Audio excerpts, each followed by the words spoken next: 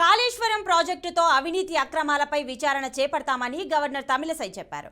కృష్ణా జిల్లాలో తెలంగాణ వాటా కోసం కృషి చేస్తామని తెలిపారు. తమ ప్రభుత్వ యాక్షన్ ప్లాన్ మొదలైందన్న తమిళసై సౌందరరాజన్ ఎన్నికల మేనిఫెస్టోలో ఇచ్చిన హామీలను ఒక్కొక్కటిగా అమలు చేస్తామని చెప్పారు. 6 గ్యారెంటీల్లో ఇప్పటికే 2ంటిని అమలు చేశామన్నారు. మిగతా గ్యారెంటీలను 100 రోజుల్లోనే అమలు చేస్తామని స్పష్టం చేశారు గవర్నర్ తమిళసై. ప్రజలు ఆశలు ఆకాంక్షలను నెరవేర్చేలా పాలన ఉంటుందని తెలిపారు. సో ఇదే అంశం గురించి పూర్తి డీటెయిల్స్ మా ప్రతినిధి కృష్ణవేణి అసెంబ్లీ నుంచి లైవ్ లో అందిస్తారు. కృష్ణవేణి చెప్పండి.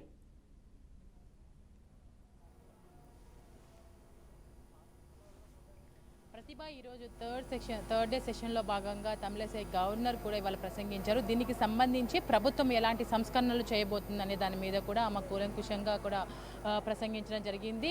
ఓవరాల్గా ఈరోజు ప్రసంగం మొత్తం మీద చూసుకున్నట్లయితే గత ప్రభుత్వాలు రాష్ట్రాన్ని ఎలా అప్పులు కుప్పగా మార్చాయి, ఎక్కడెక్కడ అవినీతి జరిగింది అనే దాని మీద అంశాలను చెప్తూనే ఈ కాంగ్రెస్ గవర్నమెంట్ ఎలా నెక్స్ట్ స్టెప్ తీసుకోబోతుంది, మహిళల విషయంలో కావచ్చు, రైతుల విషయంలో కావచ్చు, నిరుద్యోగుల విషయంలో కావచ్చు ఎలాంటి స్టెప్స్ తీసుకోబోతుంది. 6 గ్యారెంటీల విషయంలో అధికారంలోకి వచ్చిన తర్వాత 48 గంటల్లోనే 6 గ్యారెంటీల నుంచి మహాలక్ష్మి పథకం నుంచి మహిళలకు ఉచిత బస్సు ప్రయాణం కావచ్చు, ఆరోగ్యశ్రీని 5 లక్షల నుంచి 10 లక్షలకు పెంచి అమలు చేయడం కావచ్చు, 48 గంటల్లోనే 2 హామీలను అమలు చేశాము.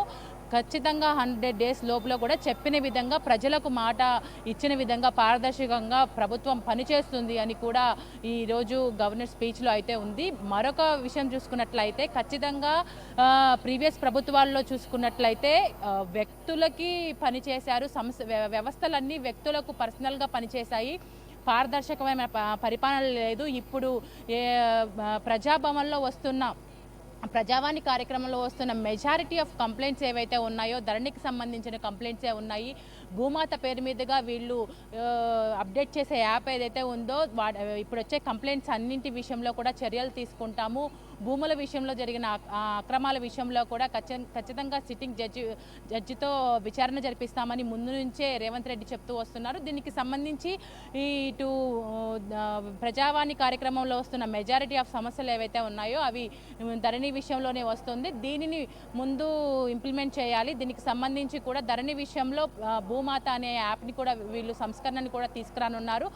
అక్రమంగా ఎక్కడైతే భూములను స్వాధీనం చేసుకున్నారో దాని మీద విచారణ జరిపించి ప్రజలకు మీద భారం పడకుండా అటు ప్రజలకు బిలో పావర్టీ లైన్ ఉన్న ప్రజలు కావచ్చు, వేరే రకంగా నష్టపోయిన ప్రజలకు అన్యాయం జరగకుండా వాళ్ళు సంస్కరణలు చేస్తామని కూడా ఈ గవర్నర్ స్పీచ్లో చెప్పడం జరిగింది. ఓవరాల్గా గత ప్రభుత్వాలు ఏదైతే ఉన్నాయో ఈ 10 ఏళ్ల పాలనలో ధనిక రాష్ట్రంగా ఏర్పడిన తెలంగాణ ఎలా అప్పుల కుప్పగా మారింది, ప్రతి వ్యవస్థకి సంబంధించి ఏదైతే ఈ మంత్రులు తమ వర్గాలకు తమ మంత్రివర్గాలకు సంబంధించి కూడా మంత్రులు రోజుకు 18 గంటలు పనిచేస్తున్నారు. వీటి మీద కూలంకుషంగా చర్చిస్తాము.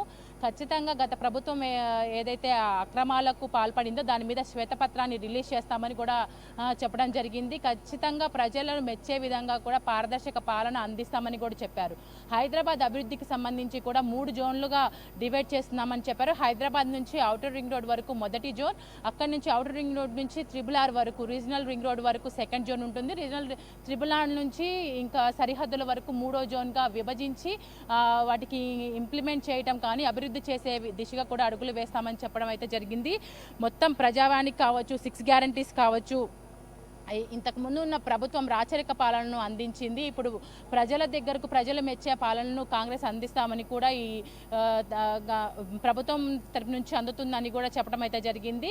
6 గ్యారంటీసే కాదు, రైతు డిక్లరేషన్, యువ డిక్లరేషన్, TSPSC విషయంలో ఓవరాల్గా ప్రక్షాళన చేసి నిరుద్యోగులకు ఖచ్చితంగా న్యాయం జరిగేలాగా వాళ్ళు ఏదైతే మేనిఫెస్టోలో ఉంచారో క్యాలెండర్, జాబ్ క్యాలెండర్ ఏదైతే ఉందో Group 1, Group 2, Group 3, Group 4కు సంబంధించి కూడా TSPSC ప్రక్షాళన చేసి అర్హులైన వాళ్ళను TSPSCలో నియమించిన తర్వాతే ఖచ్చితంగా వీళ్ళు మేనిఫెస్టోలో పెట్టిన విధంగా కూడా జాబ్ క్యాలెండర్ని రిలీజ్ చేసిన విధంగా కూడా నోటిఫికేషన్స్ పడతాయని కూడా కాన్ఫిడెంట్గా చెప్పడం జరిగింది.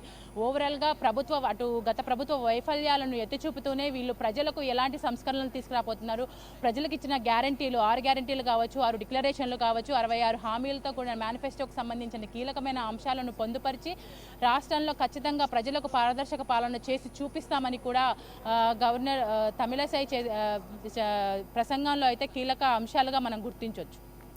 సో తెలంగాణ అసెంబ్లీ సమావేశాలు ఇవాళతో ముగిసినట్టేనా, లేకపోతే ఇంకెన్ని రోజులు ఎక్స్టెండ్ అయ్యే అవకాశం ఉంది?